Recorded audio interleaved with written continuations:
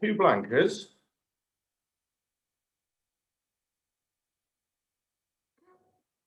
It's maybe joined on a different device.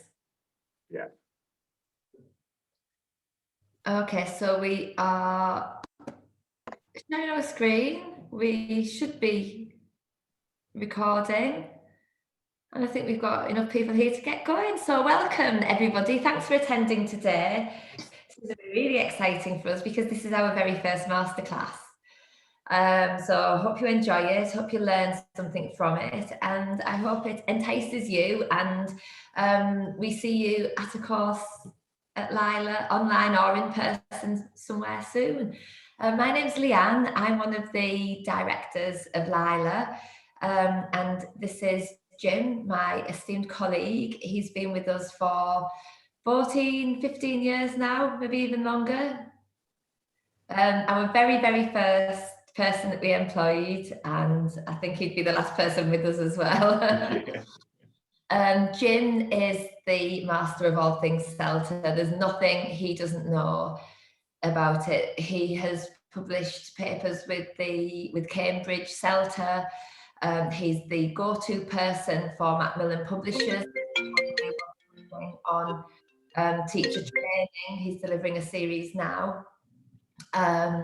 And he is going to give you some excellent tips on how to be successful at CELTA. But before we head to that, I'd just like to give you a little bit of background on my journey and Jim's journey so far, because when people tell you that CELTA is a life-changing experience, they're not exaggerating. So how it started. So that picture at the top is me with my one of my Korean students many moons ago. I look about 12. I was actually 27 on that photo. And when I tell my kids I actually had makeup on, they were howling with laughter. I loved teaching English in Korea. It was my second job teaching English as a foreign language. My first one was in Greece, straight from university, and my second one was in Korea. And it was just amazing. I'd been working in London prior to that, working for a television production company, and I thought that was my dream job, but it was stressful. There was massive commute either side. I was underpaid, undervalued, and really wanted a change. And teaching English was for me something that I could do. It gave me a lot of flexibility. It was rewarding. I felt like I was doing something that made a positive contribution to people's lives. And I realised when I was in Korea that I wanted to take this seriously and do it as a profession. But I knew that I was really badly equipped to do it because I had lots of enthusiasm and lots of passion, but not an awful lot of knowledge. So when I got back from Korea, I started researching options, and, you know, God, 20 years ago, as it is today, CELTA was the standout qualification to get.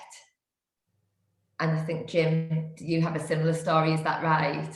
Yeah, same with me. These are actually, the guy in the background in that photo was my colleague and my first ever teaching job. One of those kids is his daughter, I can't remember which, and the other ones are his students, and they were my first students. And there's me with a full head of hair back in the day, and a suntan, and very similar story really. I was asked by a teacher in Thailand to come and help. They like to have a native English speaker, as they seem to think that's the be all and end all. And I helped out in the classroom in a similar situation to Leanne, really. I felt woefully underqualified. I loved it, but I didn't really know what I was doing. So when I returned to England, I signed up for a CELTA course, and the rest is history, really. That's right. So that's how it started, and this is how it's going. So we're now both at LILA. We've got a busy, vibrant, modern language school right in the middle of Liverpool City Centre, and online now. We've been shortlisted 6 times for the Star English Language School Europe. We watch students' English progress, we watch them make bonds, we watch them form lifelong friendships, and it's such a rewarding way to earn a living. We've recently awarded a tender from the British Council to deliver remote English lessons to up to, I think, is it up to 150 Thai teachers you are working with now at the minute, Jim? That's right, yeah, 150 across all of Thailand. Yeah, and one of the positives of the present situation we find ourselves in now is that we are now delivering much more online than we've ever done before. So we've been delivering online one-to-ones for about 4 or 5 years now on Skype, but obviously the way things are with the pandemic's just absolutely, it's snowballed, and it's opened up lots of opportunities. So CELTA is fantastic for allowing you to teach abroad, but also in this country. But now you can teach online as well. So you don't even have to leave your living room, your kitchen, your bedroom. You can teach online at time of day that suits you, and really have a lot more access to the whole world. So it's thrown up so many more opportunities, including doing a CELTA online, which wasn't really a viable option before.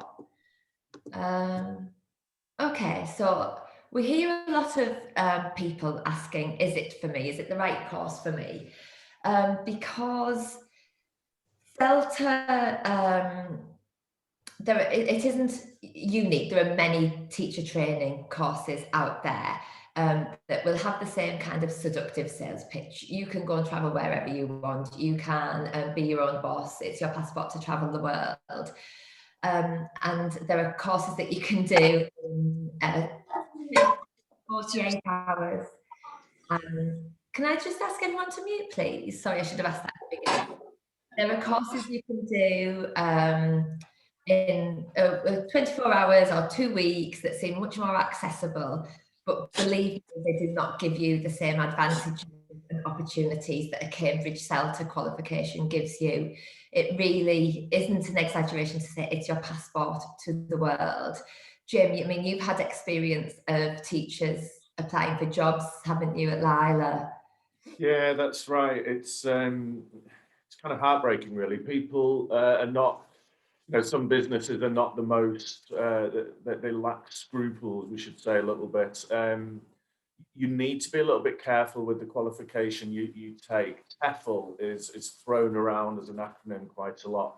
TEFL is a subject, that is teaching English as a foreign language. That's like saying, I have a qualification in science rather than biology or physics or chemistry. We get regular CVs and requests for interviews and such like from people with qualifications, but without specific criteria being met, such as external accreditation, minimum of 6 hours observation and being observed, and various other aspects. Then that qualification will not allow you to teach certainly in the UK, in the accredited schools by our accrediting bodies like English UK and the British Council. So yeah, it is something that you do have to be a little bit careful about with some of the other qualifications. I think even from anecdotal experience, when you're teaching abroad, the difference between having a TEFL and a CELTA, or a CELTA and nothing, which is what I had, was is the quality of job you can go for. I mean, I was working for a little hogwan in the back street in South Korea, and I had friends who were teaching at universities and earning twice, 3 times the money I was earning, just because they had that CELTA qualification.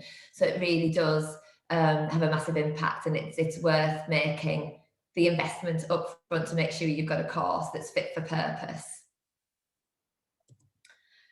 And we hear this all the time. I've heard it's really difficult, and it is. It's an intense experience, but it's one of the best experiences of my life. I did a 2-year teacher training qualification at an FE college, And I learned more in 4 weeks on the CELTA about how to teach than I did in 2 years doing my Cert Ed. It was phenomenal. And it's difficult because it's the gold standard. And I think it's worth, for me, that 4-week investment, or 10 weeks if you do it part-time, is worth it in terms of the opportunity it gives you for your future.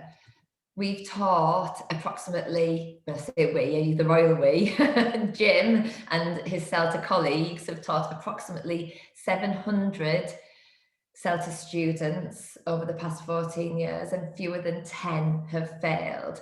So yes, it's very difficult. It's intense, but it's an amazing experience.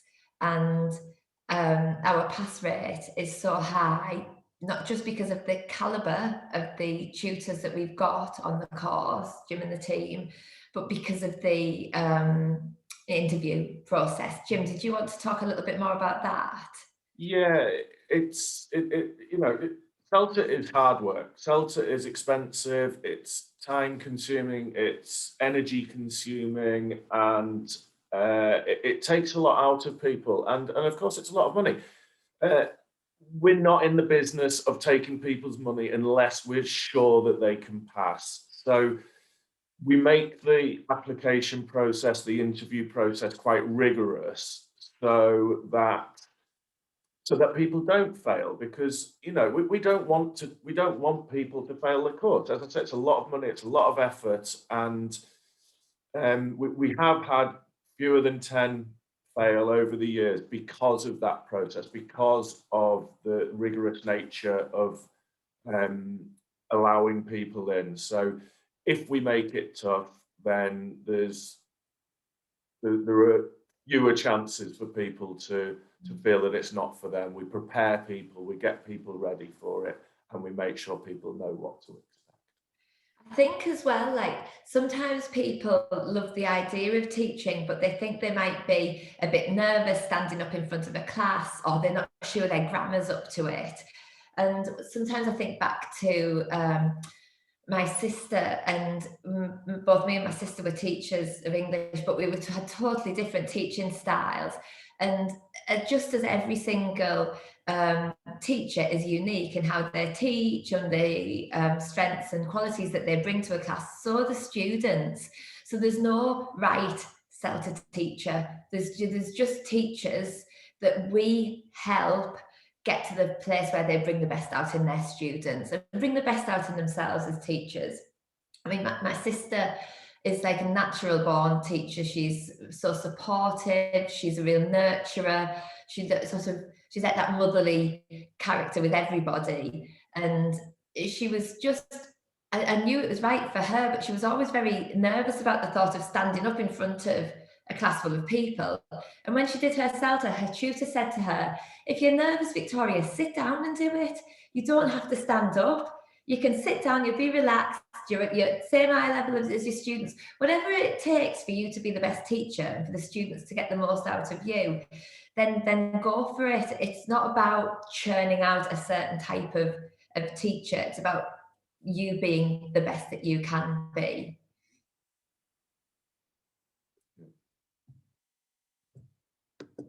Sorry. And we also know that life can often, very often, get in the way of achieving your dreams, and that's unfortunately the reality for so many people. However, right now, in the middle of this pandemic, I think there's no better time to go for that life-changing moment that you've been wanting to do for a long, long time. People are looking for new job opportunities. People are looking to get out of the rat race, maybe to move a little bit further out of cities, to live that digital nomad kind of lifestyle that they've been dreaming about forever. And the CELTA really does give you that opportunity. I mean, if there are logistical issues or issues around finances, then always come and talk to us. We're really keen on working with you to look for the solution that suits. And please stay till the end of the masterclass, because I've got a bit to share. Jim and I have been working really hard to put together a package that we think will really get the most out of the CELTA for you. And it's unique to LILA. You won't get it anywhere else. So shortly going to be handing over to Jim to get onto the important stuff about how you really can be successful when you do your CELTA, because that's the most important thing. It's a massive investment in time, energy and money, and we want to make sure that you get the most out of it. So, Jim, over to you. Thanks. So, Leanne asked me to put together these 5 top tips for passing your CELTA, and I guess narrowing it down to 5 was the challenge. But for me, number 1 is do your preparatory work, get the prep work done. So let me see, there we go. So apply now, apply early. There's absolutely no commitment, but the more time that people have to prepare, the better it goes. You know, there's quite a rigorous process, like I said. So initially you'll do an application. Following the application, you will have an interview. And in that time, that helps to diagnose what you're good at and what you need to work on in time to prepare the course. So Cambridge have designed this pre-course task. It's a huge task, and it's part of the preparation process. So we see who has done it and who hasn't. Not as in we don't physically see it, but we know who's done it and who hasn't. So there's a very strong correlation between completing the task and success on the course. It's a very well designed task specifically for those interested in doing the CELTA course. There's more to teaching than knowing your grammar or being a native speaker. In fact, non-native speakers, I see Amel is in the room, non-native speakers make some of the best teachers. Yay! Hello! Read the books, learn the theory. You know, there's a lot to take in, there's a lot to know. I know, as a native English speaker, I know English grammar implicitly. It's something that, you know, we acquire as we're children. It doesn't mean we can necessarily present it. So being a native English speaker doesn't qualify you to be a teacher. You need the theory behind it. And it's not just the theory and the grammar, it's the phonology too. So I think the part that we overlook most, or new teachers tend to overlook, is this phonology. So phonology is the sound that we make when we produce language. We don't, as speakers and listeners, we don't hear strings of words, we hear patterns of phonemes, as they call it. And this phonology is a huge part, and it's a part of the course that absolutely fascinates me. And it's, as I say, it's quite new to a lot of people. Do be careful though. You tend to, the more you get into phonology, you tend to listen to how people say things and miss the message. So if you're in the pub and someone says, "Do you fancy a pint, Jim?"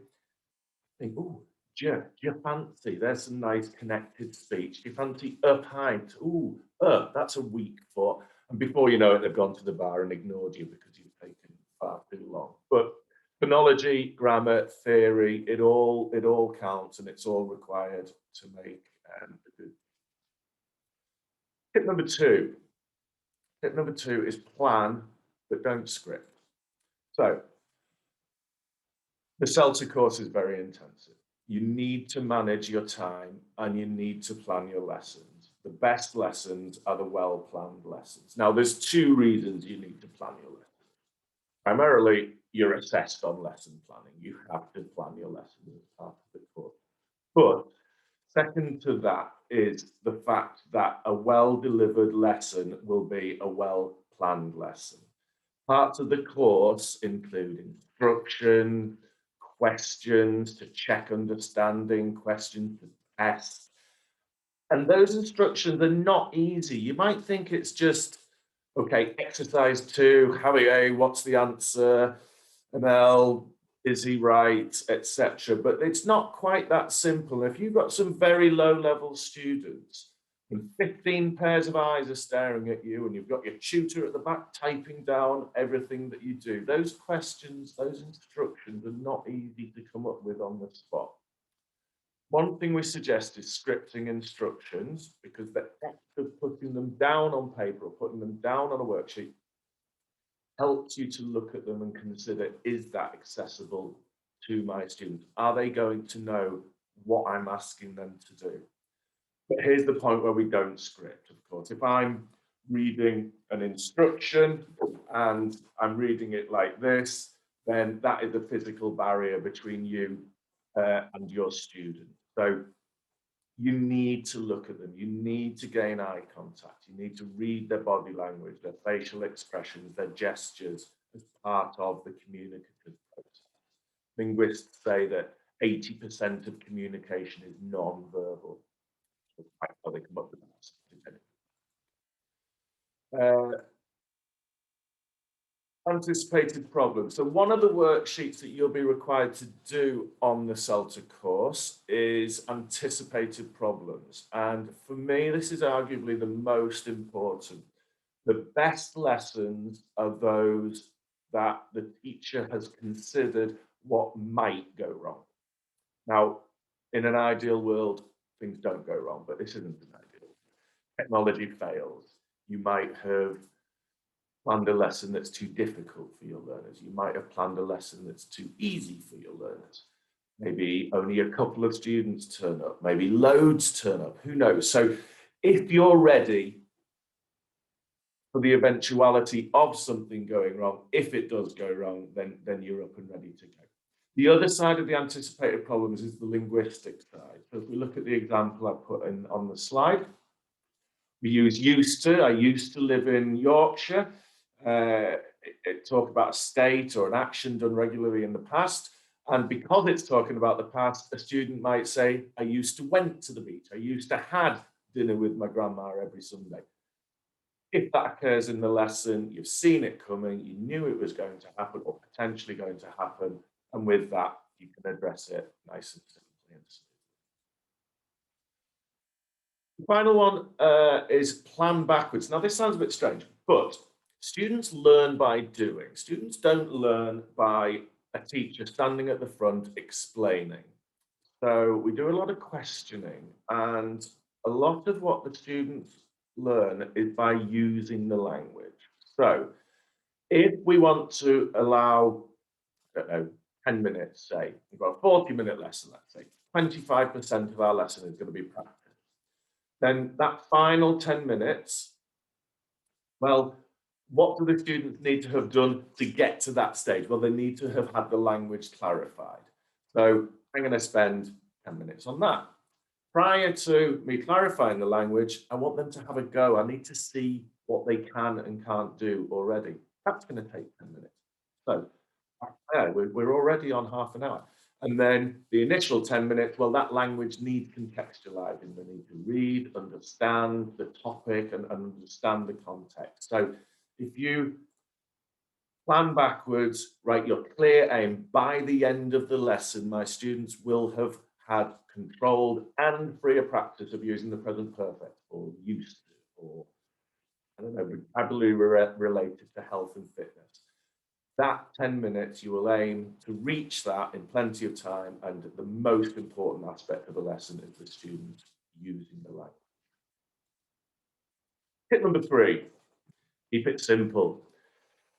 Probably the most useful tip, keep it simple. I think we tend to like to overcomplicate things. So TP, this is teaching practice. So when you are on the course, we'll be using a book like this, for example. This is a fantastic book by Macmillan Publishing, Language Hub. Shameless plug for Macmillan there, but TP, the teaching practice. So we would give you page 20, page 30. It might be a reading lesson, grammar lesson, vocabulary lesson, speaking, etc. Somebody's done that hard work for you. The author of this book is Lewis Rogers. I'm sure Lewis Rogers knows what he's doing. Someone's done the hard bit. You don't need to reinvent the wheel. The hard bit is done for you. You've got enough to do. The temptation is to take what's there, to jumble it around, to move it, to make it look fancy, make it look pretty, lots of lovely PowerPoint slides. But someone with a lot more experience wrote that book. Now, if, unlike me, you're excellent at computers and that side of things takes no time whatsoever, then great. Make it look good, make it look professional, but don't spend an age sorting pictures from Google and trying to get them to fit onto a page. Keep it simple. Some of the best lessons I've ever seen have been some of the simplest level lessons. And students see through it. Students want substance. They know a good teacher, or they not even a good teacher. They know a good lesson when they see a good lesson, and so do we. You know, as Leanne said, I've seen somewhere in the region of 700 teachers over the years. Each of them I have observed for 6 hours. So Leanne, 700 times 6, 3,000, is it? Something like that. That's a lot of lessons, including the ones in the school. So substance over what it looks like, but you know, a professional approach. Tip number 4, be prepared to unlearn. I think we all have ideas. We all think we know what a teacher is. We all think we know what teaching is, and we're right. I know what a good teacher is. I know what teaching is. You know what a good teacher is. You know what good teaching is. You all had good lessons and good teachers at school. You also all had terrible ones. A lot has changed over the years. Now, when I learned French at school, I barely spoke it. I stood up and recited être, or think of another French verb now. But the teacher spoke in English, and I didn't really produce much language. I translated occasionally, and that's about it. So this next point is, for me, probably the most important thing to take from this whole seminar. Try not to think of it as teaching. Try not to think of it as learning. Now, this really is going to sound like jargon, but we're facilitating language acquisition.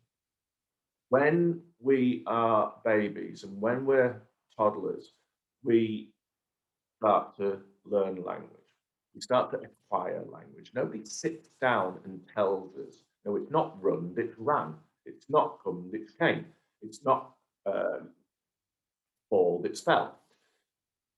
Some parents will correct their kids, but it doesn't make any difference whether those parents correct them or not. The kids will acquire the language themselves. And in many ways, what we're trying to do, it's not exactly, but what we're trying to do is something close to replicating what happens in first language acquisition, giving the learners the skills they need to acquire that language. We don't learn by listening to somebody explaining. If we go to a new city and somebody tells you how to get from A to B, could you then go and tell somebody else how to get from A to B? Maybe, maybe not. But if someone walks you on that journey from A to B, it sinks in, it's internalized, and then we can pass that on. And it's very similar with language acquisition. And in fact, we don't call it language learning these days. We call it second, third language acquisition. I know you can talk. I want to see if the learners can. So don't stand at the front explaining. In many ways, it's the laziest job in the world. Every time a student asks you a question, ask a question back. Every time you want to get a point across, is it this or is it this?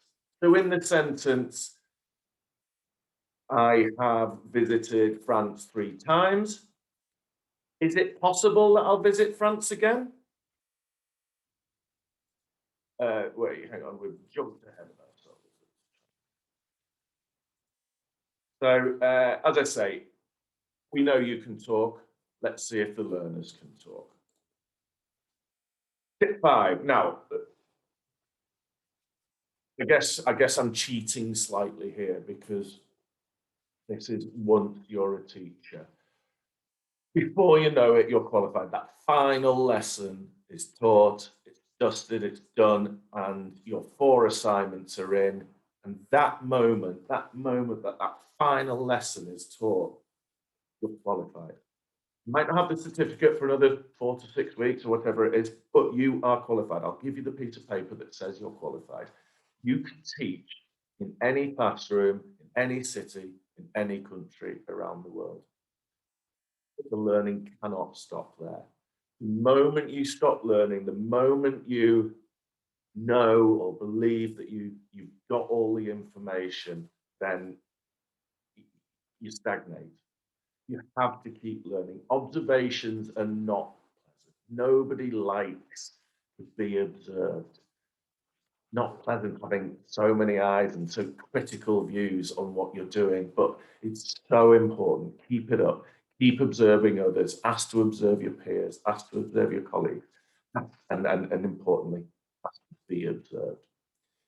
One of the documents that we do on the CELTA course is a self-evaluation, a self-assessment. So after each lesson, we ask you what you think went well, what didn't go quite so well, how you would address things in future lessons.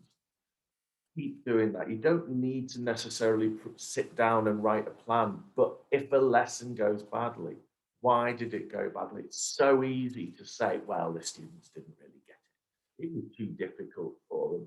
But really, there's no such thing as a lesson that's too difficult for a student. Any lesson can be taught to any student. It's the task you set that make it difficult. It's the instructions that you give that make it difficult.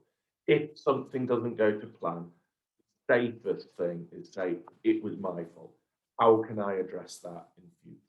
So if a lesson goes badly, get up, dust yourself down and teach it again. If the lesson goes well, don't rest on your laurels. Get up, dust yourself down, teach it again. Why did it go well? What can I do in my next lesson that will ensure that it goes even better next time? And finally, keep up with your reading, attend the CPD events, the continued professional development. There's so much going on these days, especially since lockdown, that loads of companies seem to be doing them. You will continue to learn. I attended a webinar last night and it was on speaking in the classroom. I've been teaching since 2005 or something like that. But I'll go along. I'm sure I know most things about speaking lessons. I learned so much. I learned about why people freeze up, why people, it was very focused online because that's where we are. So why does something work? Why does something not work? If you put someone in a Zoom breakout room, it's a very unnatural environment.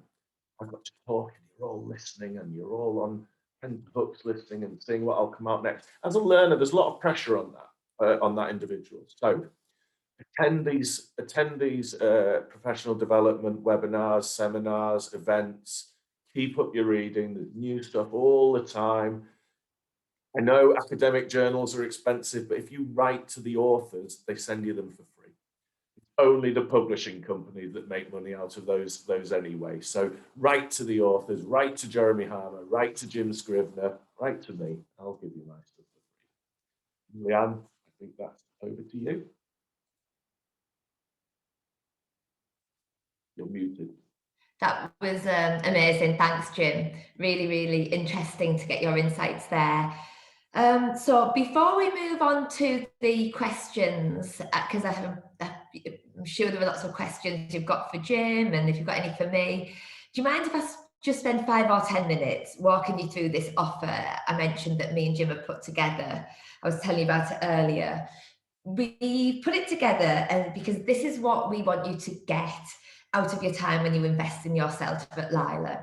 And we've done a bit of research and we've done our homework and we've made sure that it goes above and beyond what other CELTA providers do, because we really want to be part of that journey with you, moving on to getting closer to achieving your dreams. So the first part of the package is access to an online accelerator Facebook group.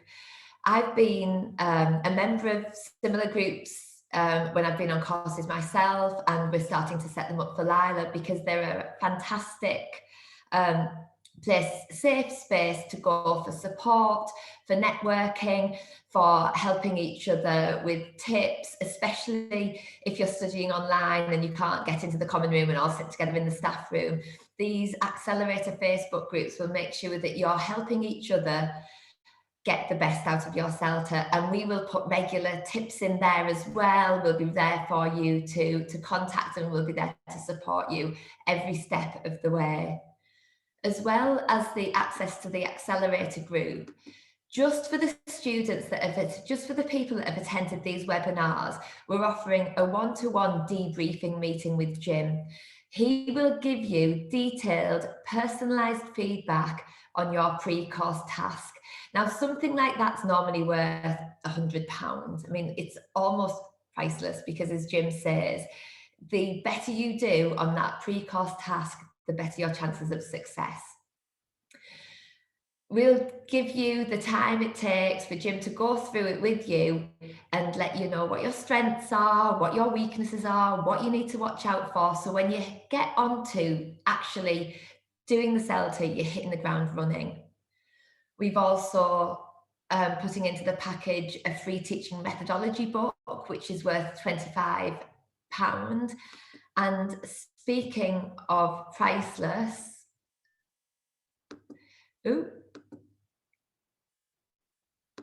we can arrange for you either an interview with LILA or with EF, which is the world's largest ELT organisation, and that is guaranteed. Not only that, but Jim and I and the rest of the teaching and the management team at LILA have connections all around the world with all sizes of language schools, universities, college training providers, and we will guarantee if you do your CELTA at LILA and you pass, we will arrange an interview for you with one of these providers. We'll support you to the world of work to make sure that you see that journey through.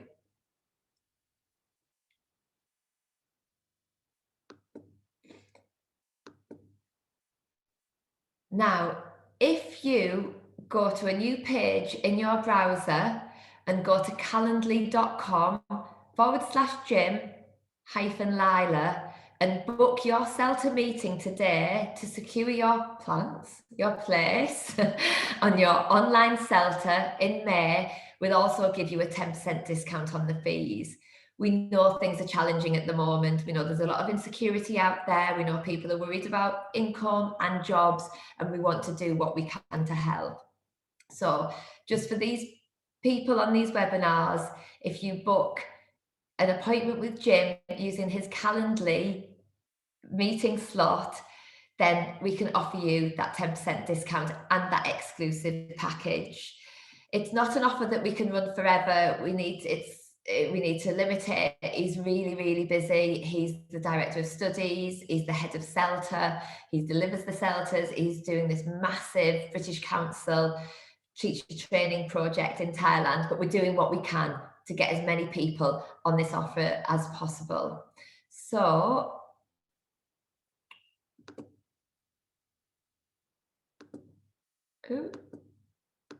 where's my new? What are you waiting for? Whether it's your ticket to teaching abroad, or you really want to try that kind of digital nomad lifestyle and you see yourself teaching from a beach in Gran Canaria, or you want to teach from your kitchen and have that ultimate flexibility, then CELTA really is the course for you, and we are the people who can help you achieve that dream. Now, I don't know whether you want to unmute yourselves or put in the chat, however works for you, but we've got 10 minutes. If anybody has any questions, then we can stop sharing our screen and you can turn your microphones on, turn your cameras on. It'd be lovely to see you, and ask away.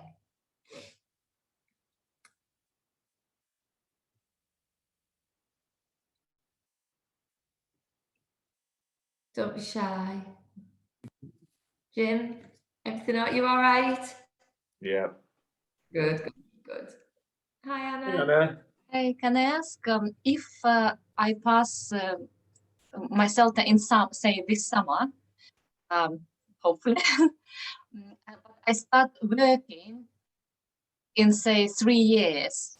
Do you think the knowledge will evaporate? Is it better to take the course closer to my estimated work? Yeah, I know what you mean. That's a good question, actually. I guess the two ways of looking at it, really.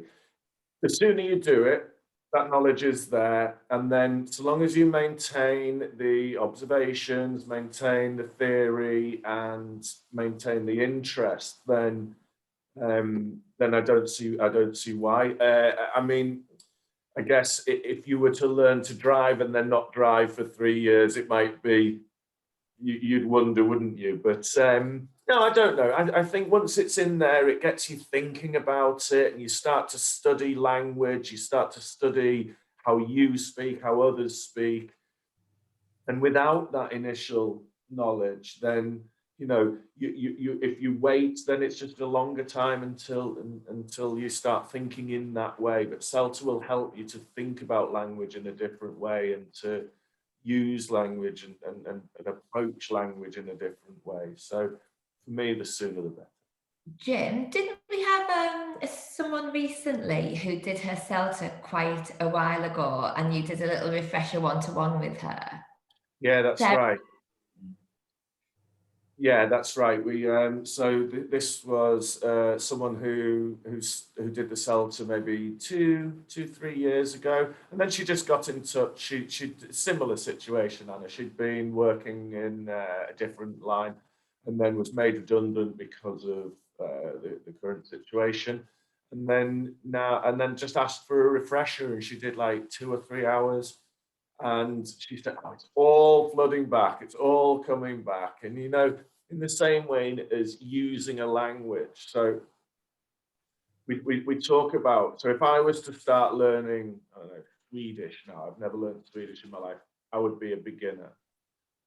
But there are people who have learned a language, not used the language, and then come back to it years later. And we call them a false beginner because that information is there. We just need to extract it and bring it back out. So yeah, I understand how you're thinking, but for me, that the sooner you get thinking in a new way and thinking about language in a new way, then the better. Thank you. Amazing how perceptive you are. I was thinking about driving exactly. Good analogy, I think.